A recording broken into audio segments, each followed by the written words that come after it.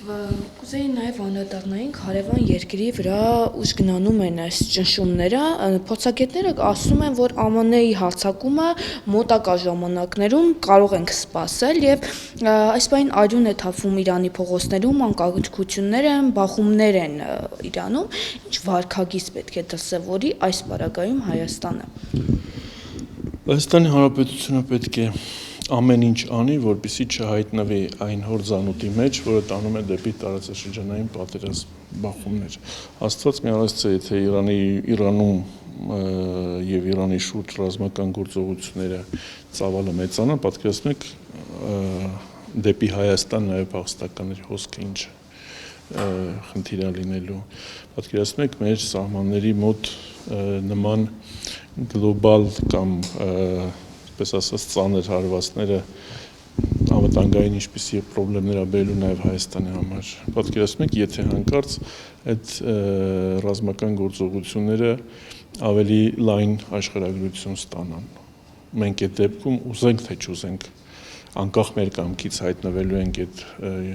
խնդիրների մեջ, հորձանուտի մեջ։ Հետևաբար մենք պետք է կարողանանք մեր փոքր կամ մեծ լուման ունենալ տարածաշրջանում խաղաղ զարգացումների համար։ Ինչ որ վերաբերում է Իրանի Իսլամական Հանրապետության ներքին խնդիրներին, ներքին զարգացումները, ապա այստեղ պետք է ուղղակի հասկանալ, թե ուր կարող են դրանք տանել։ Մեր երկրում էլ է եղել ներքին զարգացումներ, մենք էլ ենք եղել իշխանություն, մեր իշխանության դեմ էլ են եղել, այսպես ասած, մենք էլ ենք տեսնում, որ դրսից է հրահրվում այս ամեն ինչը, բայց մեր նախագահը որոշեց սեփական ժողովրդի մեկ մարդու արյունն ավելի թանկ է, քան իշխանությունը։ Ճիշտ է, թե սխալ էր, պատմությունը ցույց կտա։ Հիմա դա ինչպես կվերաբերվի Իրանի իշխանությունը ժողովրդի ներսում եղած, այսպես ասած, բողոքի ալիքներին, դա Իրանի ներքին խնդիրն է։ Իրան Իսլամական Հանրապետության պատմական այս փուլի որոշումն է, բայց ես ինքս ունեմ իմ տեսակետը, չեմ ուզում այս պահին բարձրաձայնեմ, ոչ ցանկալի զարգացումների դեպքում կարծում եմ, որ ցավոք նաև ռազմական գործողությունների երկրորդ փուլը կարող է դառնալ արդեն անխուսափելի։ Նկատի ունեմ առաջին փուլը նախորդ տարվա հունիս ամսվա ընթացքում 12-օրյա պատերազմը Իրանի եւ Իսրայելի միջև, երկրորդը շատ ավելի ծանր հետևանքներ կարող ունենա, եթե Աստված մի արարծե խնդիր հասնի դրան։ Պարոն Զաքարյան, գալով Հայաստան փոխշահկապված են ներքին զարգացումները եւ դրա հետևանքով արդեն արտաքին։ Հայաստան իշխանությունը կարծես թե նոր թափ է տալիս եկեղեցու դեմ ուղղված այս արշավին։ Մենք տեսնում ենք, որ վարչապետը պարբերաբար իր գրառումներով նաև կաթողիկոսին այսպես կոչված հանգստի կոչելու հայտարարությամբ է հանդես գալիս։ Իր վերջին ասուլիսներից մեկի ժամանակ նաև անդրադառնալով Սերժ Սարգսյանին ասաց, որ նա եւս չէր պատրաստվում հեռանալ, բայց մենք այնպես արեցինք, որ ի վերջո հեռացավ, հիմա նույնը իր խոսքերով ասված սպասվում է նաև Կտրիչ Ներսիսյանին, ինչպես կմեկնաբանեք այդ քայլը։ Սերժ Սարգսյանի հեռանալու որոշումը ավելի շատ պայմանավորված էր Հայաստանի Հանրապետության շահերով եւ նախագահը դրա մասին մի քանի անգամ խոսել է հրապարակային, որ կար այլ ճանապարհներ, բայց չի գնացել այդ ճանապարհով, որովհետեւ ավելի կարեւոր է եղել տվյալ պահին Արցախի բանակցային գործընթացը, Հայաստանի իմիջը, այ ժողովրդին չպարակտելու, ներքին նոր խնդիրներ Հայաստանի հասարակության ներսում չառաջացնելու համար։ Դա է եղել, որպես որ Նիկոլ Փաշինյանը թող այսպես շատ իր վրա ոնց որ ասում են շատ չվերցնի, հա։ Իսկ ինչ վերաբերում է, այսինքն նախագահի որոշումը կախված է եղել հանրային պահանջը հարգելով,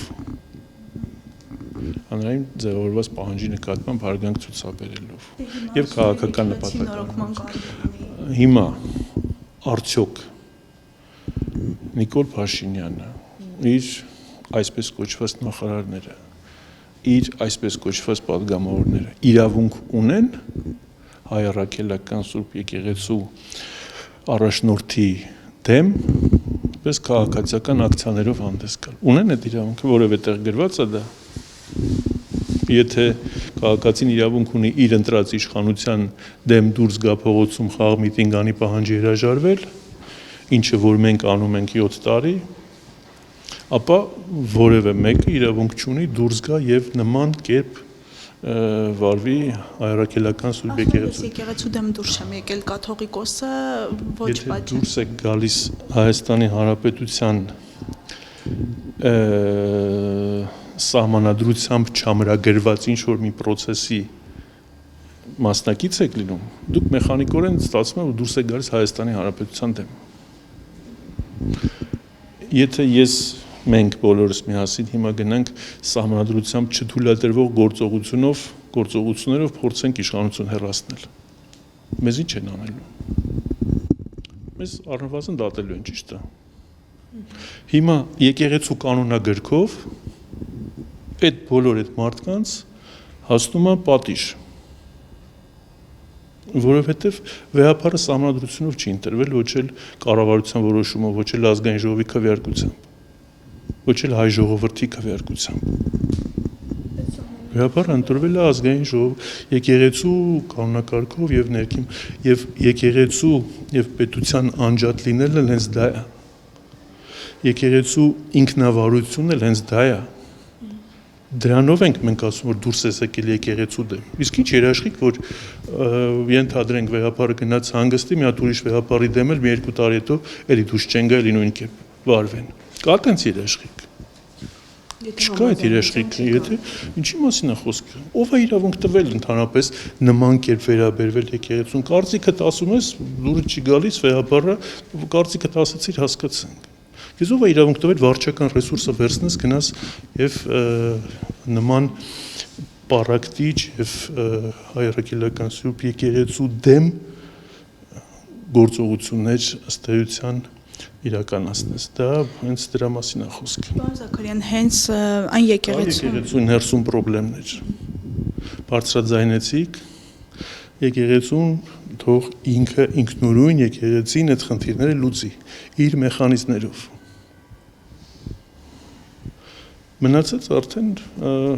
ինչպես ասում են, եկեղեցու խնդիրն է։ Միայն վարչապետի մասնակցած պատարակների ժամանակ է կաթողիկոսի անվան այդ հատվածը զեղչվում, ընդ որում հաջորդ շաբաթների ընթացքում նույն եկեղեցում հնչում է արդեն կաթողիկոսի անունը, սա ինչի մասին։ Դե որովհետև եկեղեցին նույն հոգևորականները իրանք էլ են չէ հասկանում, որ իրանք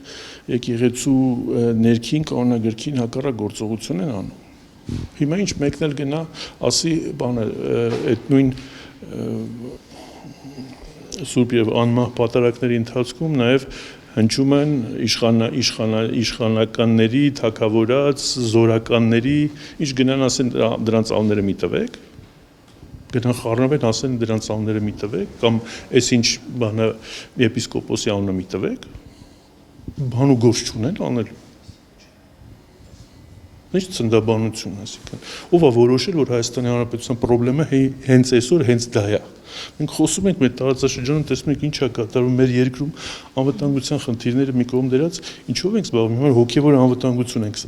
անվտանգության տիրույթում ենք հիմա այլ նոր խնդրեմ ստեղծում։ Տնտեսականը ստեղծեցինք, կոմունիկացիոնը ստեղծեցինք, ճանապարհայինը ստեղծեցինք, սահմանայինը ստեղծեցինք, մշակութային կրթական ստեղծեցինք, հիմա եկել ենք հոգևոր անվտանգության տիրույթում խնդրեմ ենք սարքում, հենց որ հայ մարդը արդեն դեպի եկեղեցի կամ դեպի հոգևոր արժեքները առանձնապես մղում եւ ցանկություն չունենա, համախմբվելու եւս մեկ ինստիտուտ մենք ինքներս մեր ձեռքով դնում ենք հարցականի տակ։ Էս մենք ուզում։ Կա տենց մի համակարգ, որտեղ խնդրեմ չկա։ Դե մայ հարյուրավոր խնդիրներ կան նախարարների հետ կապված։ Ինչ որ մարդիկ անդադ վեր կենան, գնան ասեն այս նախարարին փոխի, թե չէ, կամ հանունը մի տուր։ Ոչ է գժվել մենք վերջապես։ Կխնդրեմ անդրադառնաք պետհամարանիշի այս դեպքին, վարչապետը տառերը եւս փոխարինեց, մեկնաբանեց, որ Սերժ Սարգսյանի անվան տառերով այդ պետհամարանիշով մեքենայով չի ուզում երթևեկել։ Ես դրա մասնագետը չեմ եւ ընդհանրապես ամոթ է, որ մենք այդ հարցեր ենք քննարկում, նմանատիպ ինչ-որ երկաթի վրա գրված տառեր ու թվերի բան ենք, հա, քաղաքական քննարկում ենք անում։ Ինչ ուզում է թող գրի, ուզում է ընդհանրապես չդնի ոչ։ Ուզում է ընդհանրապես թող ամառ ինչ չդնի, ինչ ուզում է թող անի։ Դա ինչ չի հետաքրքրում։ Ուզում է ոտով ման գա, ուզում է հեծանիվով ման գա, ուզում է տրոլեյբուսով ման գա, ինչով ուզում է թող ման գա։ Ինձ հետաքրքրում է մեր երկրի անվտանգային խնդիրները, մեր երկրի կենսական շահերը, մեր ժողովրդի այս նսեմացած խեղճացած վիճակից դուրս գալու հարցերն են ինձ հետաքրքրում։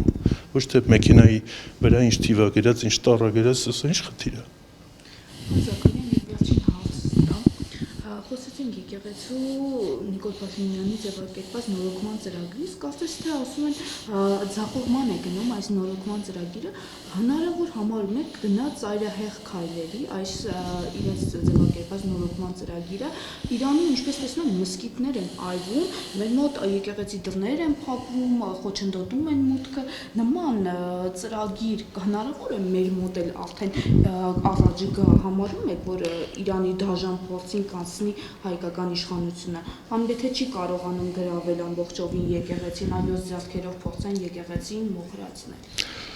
Ես հուսով եմ, որ մեր ժողովուրդը ունի բավարար խոհեմություն, իմաստնություն